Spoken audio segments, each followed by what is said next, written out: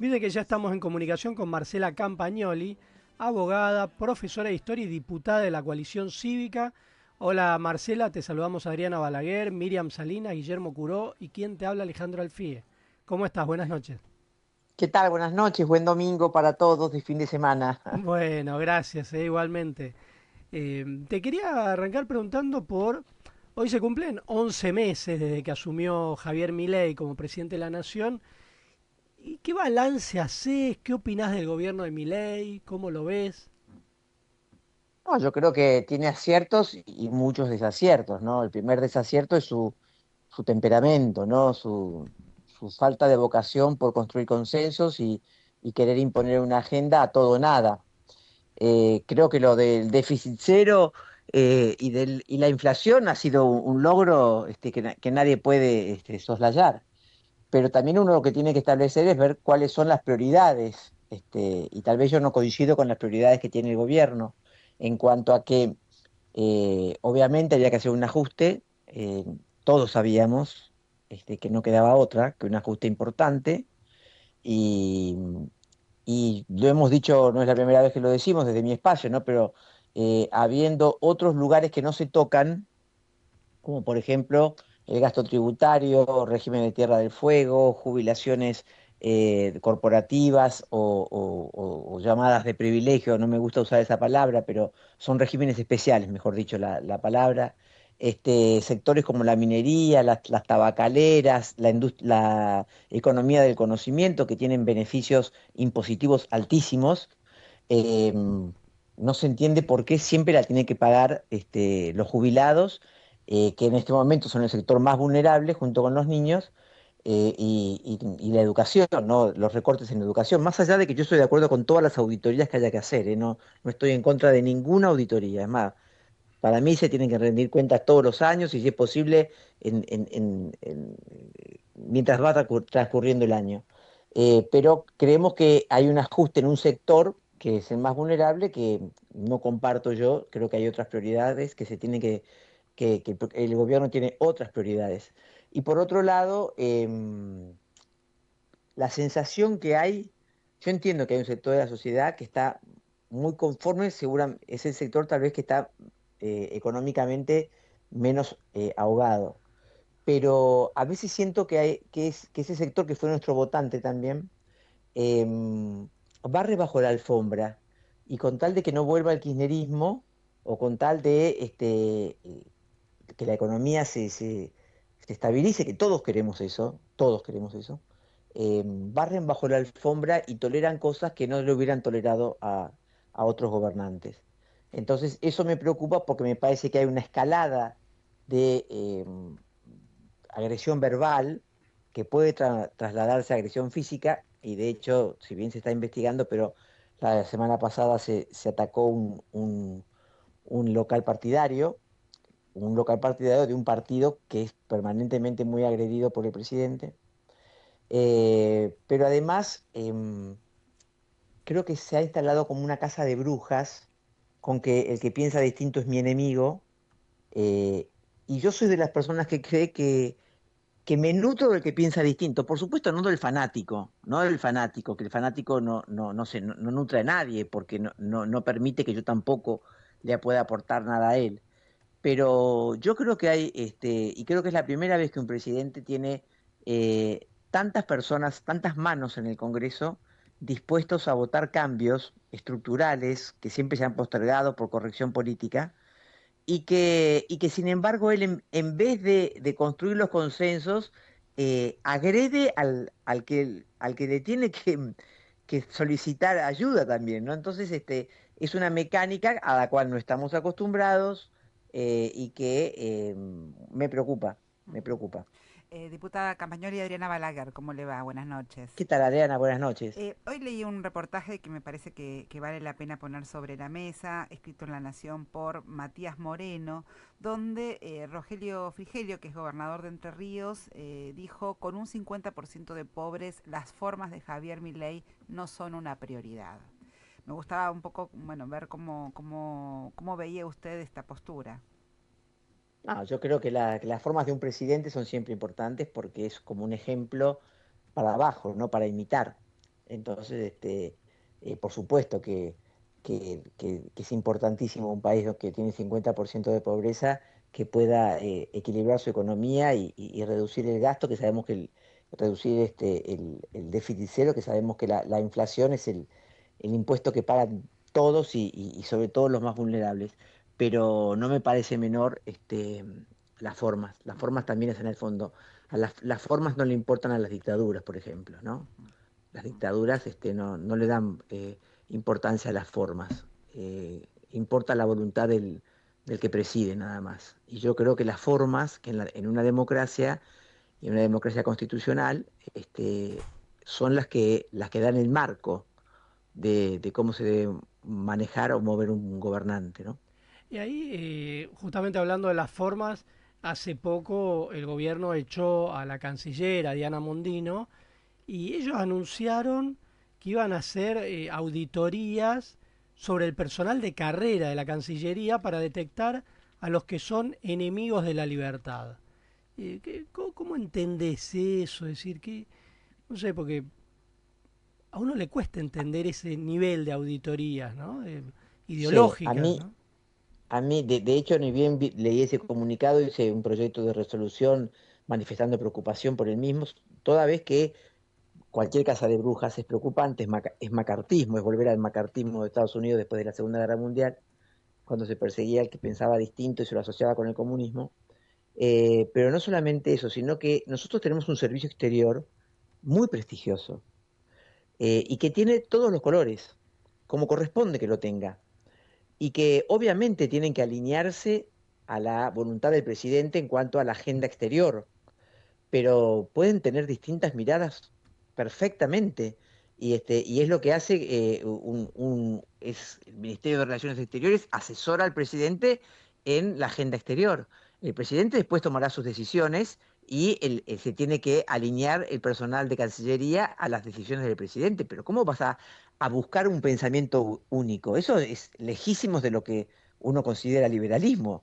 Es decir, el pensamiento único está muy lejos de lo que eh, eh, se quieren embanderar con el liberalismo, con las banderas del liberalismo. Entonces me preocupa toda casa de brujas, estoy muy preocupada porque nuestro servicio exterior es muy bueno, entiendo que quieren hacer persecuciones para hacer, como bien mencionabas, una decantación, correr gente, no sé qué es una agenda contra la libertad, no sé qué significa una agenda contra la libertad, porque nosotros vivimos en un país libre, así que no sé cuáles serían las agendas contrarias a la libertad.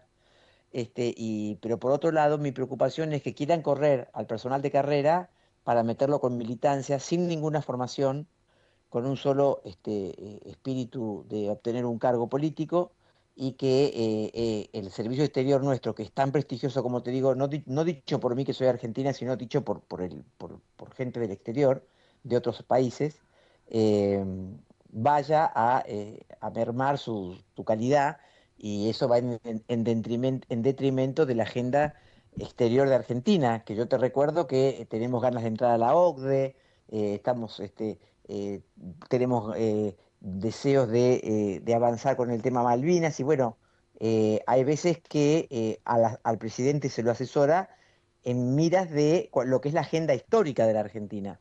Obviamente, el personal se tiene que alinear a lo que decida el presidente, pero no podés tener a todas personas que piensen igual, porque eso no sería beneficioso ni prestigioso para un servicio exterior. Bien, pero digo, no fue al menos descuidado de parte de Cancillería salir a votar con relación a Cuba de una manera tan antagónica a lo que piensa el gobierno. Bueno, ese es el voto histórico de la Argentina, que siempre votó así, siempre, y como votaron todos nuestros aliados también. Lo que yo tengo entendido, según me han informado, es que en Casa Rosada, tal vez no el presidente, pero sí todos sus asesores lo sabían que se iba a votar así.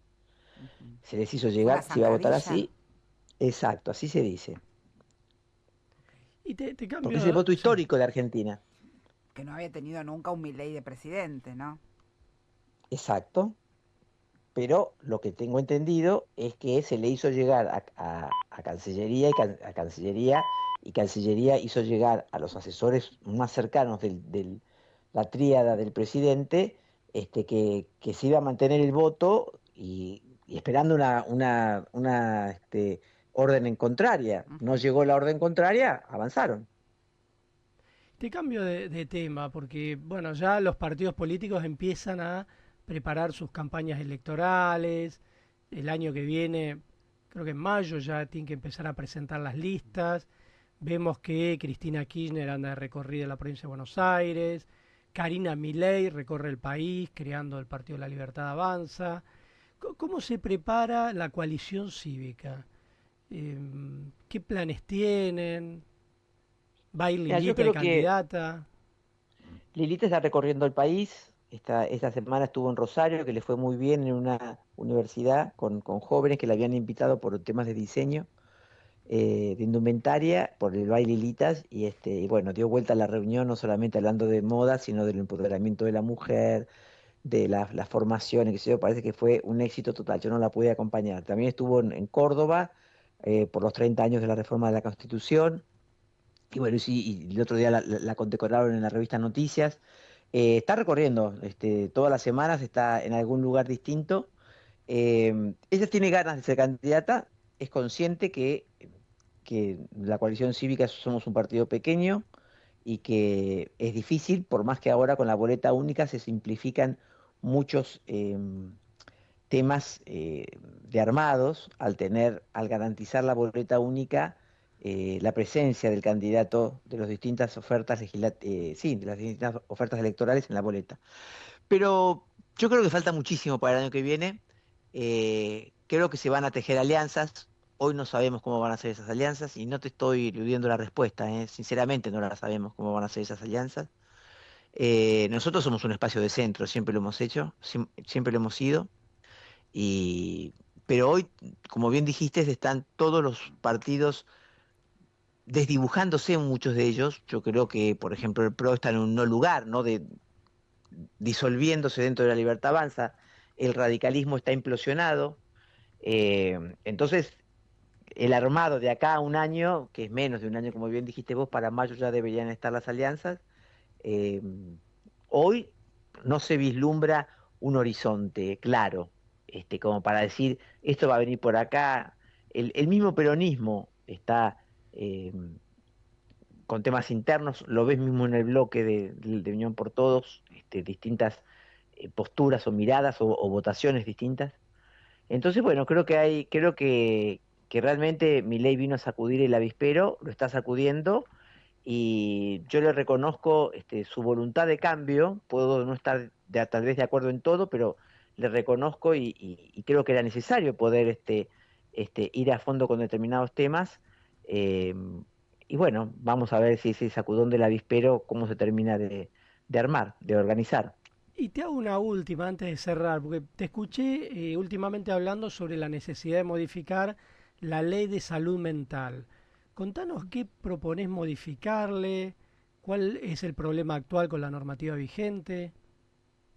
Mira, yo empecé a ver el tema de la salud mental cuando fue aquel episodio en el año 21 de Chano con el policía que le valió el abdomen y que a los pocos días acuchillaron a un policía, al cabo Roldán, en las puertas del Malva, una persona en situación de calle, con trastornos psiquiátricos.